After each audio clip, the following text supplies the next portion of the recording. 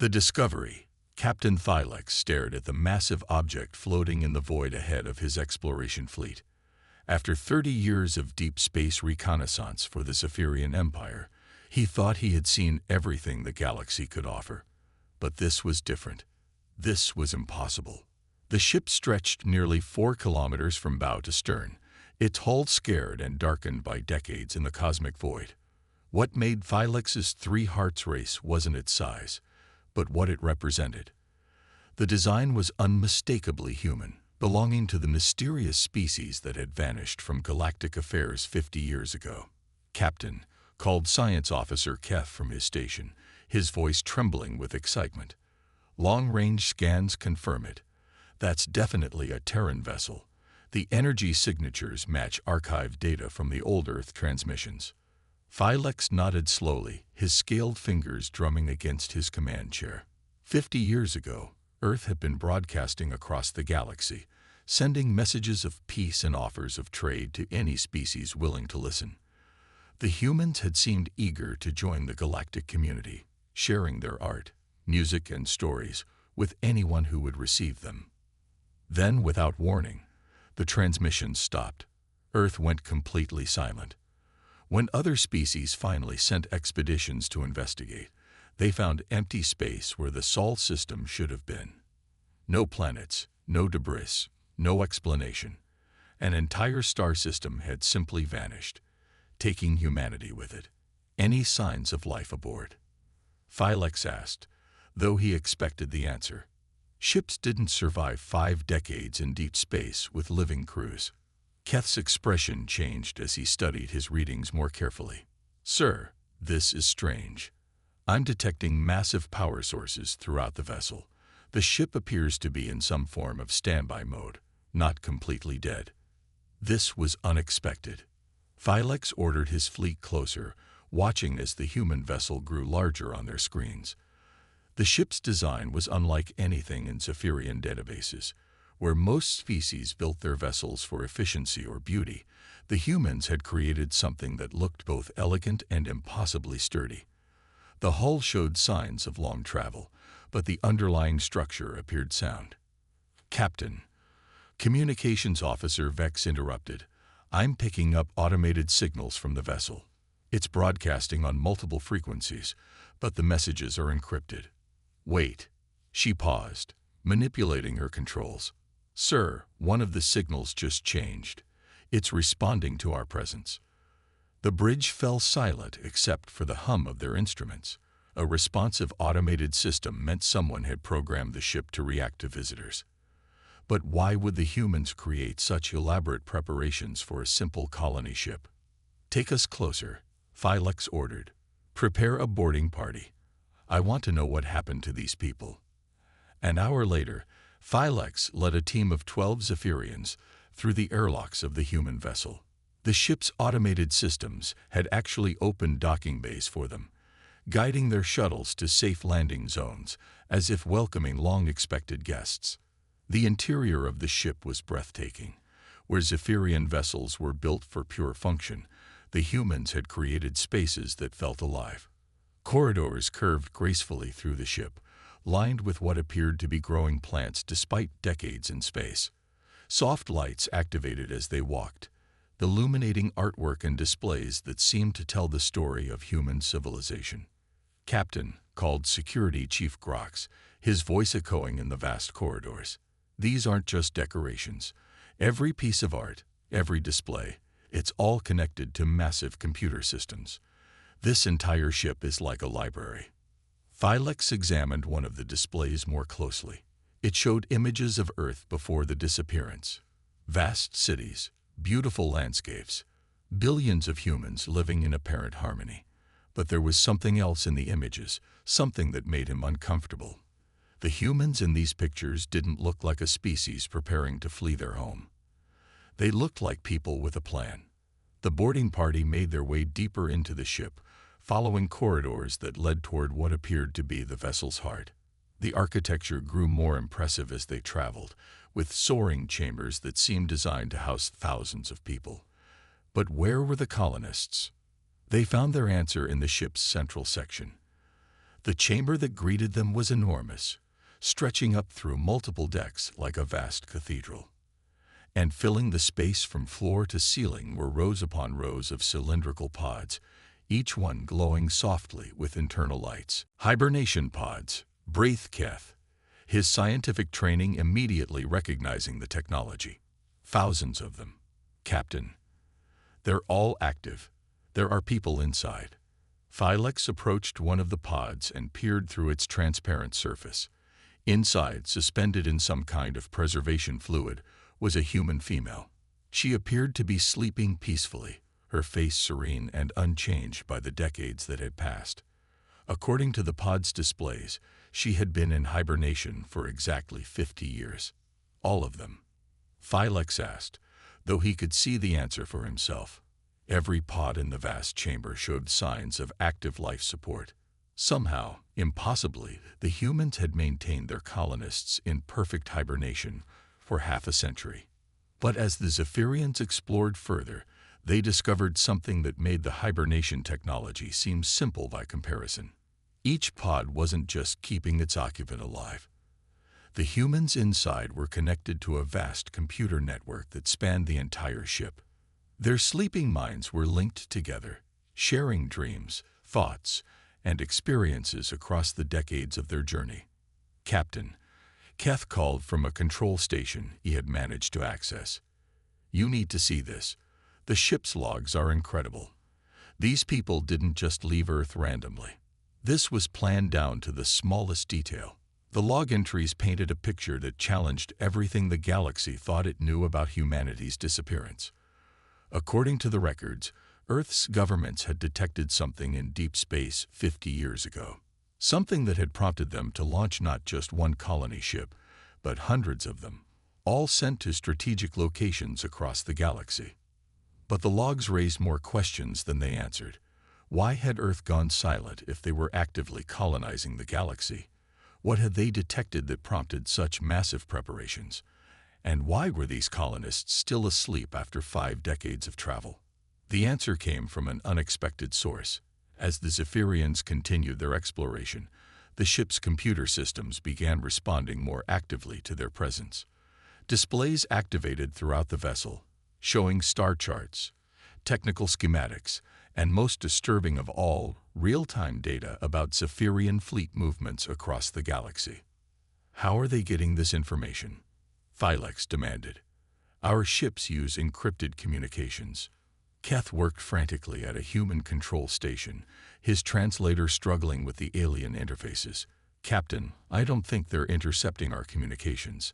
I think they're watching us. All of us. Every species in the galaxy. The implications were staggering. If the humans had been monitoring galactic civilization for 50 years while pretending to be extinct, what else were they capable of? What were they planning? Their questions were answered when the hibernation pods began opening. The process was gradual but unmistakable. Throughout the vast chamber, soft chimes began sounding as the pod's life support systems shifted into awakening cycles. The humans inside began to stir, their eyes opening after 50 years of enforced sleep. Thylex ordered his team to defensive positions, uncertain whether the awakening humans would be hostile or confused. But the colonists who emerged from their pods seemed neither. They moved with purpose and clarity, as if they had been awake all along. The first human to fully emerge was a woman who appeared to be in her 40s, though the hibernation made it impossible to judge her true age. She wore a simple uniform marked with symbols that Thylex didn't recognize, and her eyes held the kind of intelligence that came from years of planning and preparation. "Welcome aboard the New Horizon," she said in perfect Zephyrian, her translator clearly far more advanced than anything in their databases. "I am Colony Administrator Sarah Chen. We have been waiting for you." The casual way she spoke, as if awakening from 50 years of hibernation to meet alien visitors, was perfectly normal, sent chills through the Zephyrian boarding party. This woman wasn't confused or frightened. She was expectant. "Waiting for us?" Thylex managed to ask. "How did you know we would find you?" Sarah smiled, and something in that expression suggested that finding this ship had not been an accident. "Captain Phyllis of the Zephyrian Exploration Fleet, we know exactly who you are and why you're here. We've been monitoring your species' expansion into this sector for quite some time." More humans were emerging from their pods now, each one moving with the same purposeful calm as their administrator. They worked together with practiced efficiency, activating ship systems and preparing equipment as if following a long-rehearsed plan. "You've been monitoring us," Phyllis repeated, his mind struggling to process the implications. "For how long?" "Since Earth went silent 50 years ago," Sarah replied matter-of-factly. "We needed to understand what we were dealing with before making contact. Your species shows promise, Captain. That's why we chose this location for our awakening." The Zephyrian captain felt his world shifting around him.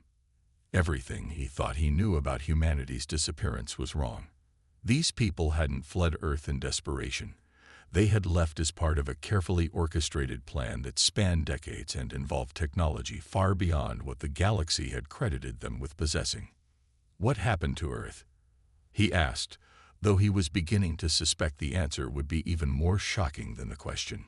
Sarah's smile widened, and for the first time, Phyllis saw something in her eyes that looked almost like pity. "Oh, Captain, Earth isn't gone. Earth is exactly where it's supposed to be, doing exactly what it was designed to do. We just needed the galaxy to think otherwise while we prepared." Around them, more hibernation chambers were opening. Thousands of humans were awakening after 50 years, and each one moved with the same confident purpose. This wasn't a colony ship filled with refugees. This was something else entirely. "Prepared for what?" Phyllis whispered, though part of him no longer wanted to know the answer.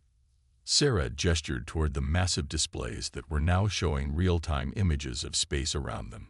But these weren't views from the New Horizons sensors.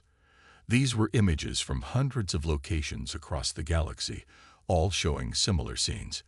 Human colony ships awakening, their crews emerging from hibernation, their systems coming online after decades of patient waiting. "For the day when the galaxy would need us," Sarah said simply. "That day has arrived, Captain. And now you're going to help us save everyone."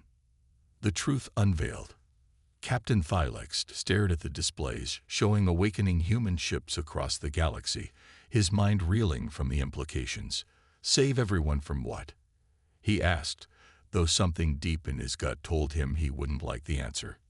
Sarah Chen walked to a central console that was now fully active, her fingers dancing across controls that seemed to respond to her thoughts as much as her touch. Around them, the other awakened humans worked with quiet efficiency, activating systems that had been dormant for 50 years. "Captain, tell me what you know about the void signals," Sarah said, her voice taking on a more serious tone. Phyllis felt his blood chill. The void signals were classified information, known only to the highest levels of Zephyrian command. They were mysterious transmissions detected by deep space monitoring stations, seemingly coming from the galactic center. Most scientists dismissed them as natural phenomena, but military intelligence suspected they might be communications from an unknown species. "How do you know about those?" Phyllis asked, his hand instinctively moving toward his weapon. "Because 50 years ago, Earth was the first to decode them," Sarah replied calmly. "And what we learned changed everything we thought we knew about the universe." She gestured to the displays, which now showed a three-dimensional map of the galaxy. At its center, a pulsing red dot marked the source of the mysterious signals. "The transmissions aren't just communications, Captain. They're activation sequences for something that was built millions of years ago by a species that no longer exists." The map zoomed in on the galactic center, revealing a structure so massive it defied comprehension. It looked like a combination of space station and cosmic machine, its size rivaling that of entire solar systems. Tendrils of energy stretched out from it like the arms of some vast mechanical creature, reaching toward every inhabited system in the galaxy. "What is it?" Phyllis whispered. "The ancient species called it the Nexus," Sarah explained. It's a reality manipulation device capable of reshaping matter and energy on a galactic scale. In the right hands, it could terraform dead worlds, create abundant resources, even extend the lifespan of stars. In the wrong hands, she didn't need to finish. Phylex could imagine what such a device could do in the hands of a conquering species. Entire civilizations could be wiped out with a thought. The balance of power in the galaxy would shift to whoever controlled the Nexus. Humanity decoded the activation sequences 50 years ago. Sarah continued. We realized that other species would eventually discover the signals and figure out what they meant.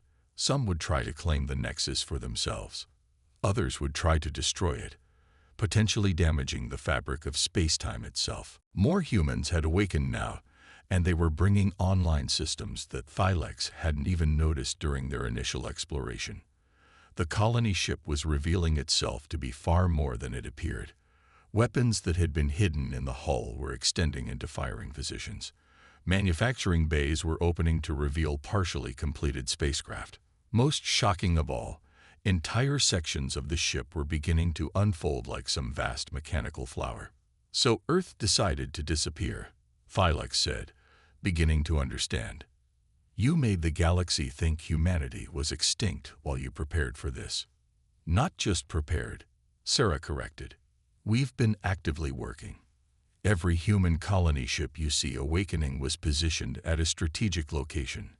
We've spent 50 years building a network that spans the galaxy. The displays now showed hundreds of human vessels coming online simultaneously. But these weren't just colony ships. As their stealth systems deactivated, they revealed themselves to be massive construction platforms, each one equipped with technology that seemed decades ahead of anything else in the galaxy. Building what? Phylex asked, though the evidence was becoming clear on the screens around him. Infrastructure, Sarah said simply. Defensive networks, communication relays, manufacturing facilities, and most importantly, research stations. We've been studying the Nexus for 5 decades, learning how it works, developing ways to control it safely. Keth, who had been quietly working at one of the human terminals, suddenly looked up with excitement and terror in his eyes. Captain, I'm reading massive energy signatures from the Sol system. It's not empty. Earth is there, but it's different. Sarah nodded approvingly. Your science officer is quite skilled. Yes, Earth is still exactly where it should be. We just surrounded it with a field that makes it invisible to most sensors. But more than that, we've spent 50 years transforming our homeworld into something new. The main display shifted to show the Sol system as it truly existed. Earth was there, but it was barely recognizable.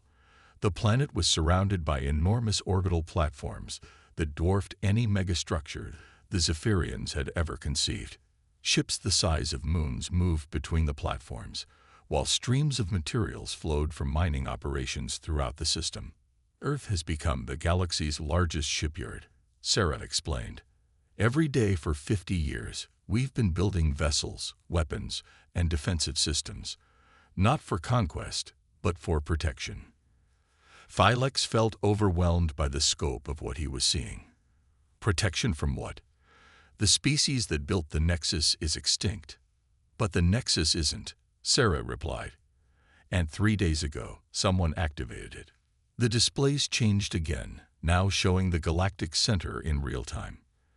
The massive construct was no longer dormant. Energy patterns flowed along its tendrils, and space around it seemed to bend and twist in ways that hurt to look at directly. Our monitoring stations detected the activation immediately, Sarah continued. We don't know who triggered it or what they're planning to do with it, but we do know that in approximately 72 hours, the Nexus will reach full operational capacity. At that point, whoever controls it will have the power to reshape the galaxy according to their will. The full scope of humanity's plan was becoming clear to Phylex. They hadn't disappeared in fear or desperation. They had orchestrated one of the most elaborate strategic preparations in galactic history, positioning themselves to respond to a threat that most species didn't even know existed. Why are you telling me this? Phylex asked. Why reveal yourselves now? Sarah turned to face him directly, and her expression was completely serious. "Because we can't do this alone, Captain. The Nexus is too powerful for any single species to control safely. We need allies, partners who can help us ensure it's used for creation rather than destruction." Around them, the awakened humans were working with increasing urgency. Manufacturing systems throughout the ship were producing equipment at incredible speeds, while communication arrays reached out to contact other species across the galaxy. "We're offering every spacefaring civilization a choice," Sarah continued. "Join us in creating a galactic defense network, or face whatever emerges from the Nexus alone. Your species has shown wisdom and restraint in your expansion. That's why we chose to reveal ourselves to you first." Thylex realized that this conversation would determine not just his own fate, but potentially the future of his entire species. "What would you need from the Zephyrian Empire?" "Ships, crews, and most importantly, trust," Sarah replied. "We have the technology and the infrastructure, but we need partners who can help coordinate responses across the galaxy. The Nexus affects everyone, so everyone needs to be involved in the solution." The displays were now showing the true extent of humanity's preparations. Across the galaxy, human installations were coming online, revealing defensive networks, research facilities, and manufacturing centers that had been hidden for 5 decades. It was the largest coordinated operation in galactic history. "How do we know you won't use this power for yourselves?" Thylex asked. "You've demonstrated the ability to deceive the entire galaxy for 50 years. Sarah smiled, and for the first time, it seemed genuinely warm rather than calculated. "Because, Captain, everything we've built is designed to be shared. Watch." She manipulated her controls, and suddenly Thylex's neural implants were flooded with information. Technical specifications, manufacturing protocols, defensive strategies, even the locations of human installations across the galaxy. Everything humanity had developed over 50 years was being transmitted directly to his ship's computers. "We're giving you everything," Sarah said simply. "All our technology, all our research, all our strategic positions, because the only way to face what's coming is together." Thylex staggered under the weight of the information transfer. The technology alone was worth more than his empire's entire economy. The strategic value was incalculable, and humanity was sharing it freely. "Why?" he whispered. "Because 50 years ago, when Earth detected the Nexus signals, our leaders made a decision," Sarah explained. "We could try to claim the power for ourselves, or we could work to ensure it was used responsibly. We chose responsibility over dominance." The ship around them was now fully transformed. What had appeared to be a simple colony vessel was revealed as a massive mobile base capable of supporting fleets and constructing new ships. Similar transformations were occurring at hundreds of locations across the galaxy as humanity's true preparations were unveiled. "The network is complete," reported one of the other awakened humans. "All stations are online and ready for coordination." Sarah nodded and turned back to Thylex. "Captain, I need an answer. Will the Zephyrian Empire join us in protecting the galaxy, or will you try to face the Nexus alone?" Thylex looked around at the incredible technology surrounding him, then at the displays showing the awakening threat at the galaxy's heart. The choice was obvious, but the implications were staggering. His species was being offered the chance to join the most advanced civilization in the galaxy in facing an existential threat. "How do I contact my government?" he asked. Sarah smiled and gestured to his communication officer, who was staring in shock at her equipment. "Vex, your ship's communication array has been upgraded. You now have quantum entanglement links to every major government in the galaxy. Humanity has been preparing for this conversation for 50 years." As Thylex began composing his report to Zephyrian High Command, he realized that everything in the galaxy was about to change. Humanity hadn't just survived their apparent extinction. They had used it as cover to become the guardians of galactic civilization. The Nexus was awakening, and thanks to 50 years of human preparation, The galaxy might actually be ready to face whatever emerged from the ancient construct. But first, every species would have to make the same choice the Zephyrians were facing. Trust in humanity's vision of cooperation, or face the unknown alone. Looking at Sarah Chen and her awakened crew, Thylex knew which choice his people would make. The humans had earned the right to lead this fight. Now it was time to see if the rest of the galaxy was wise enough to follow.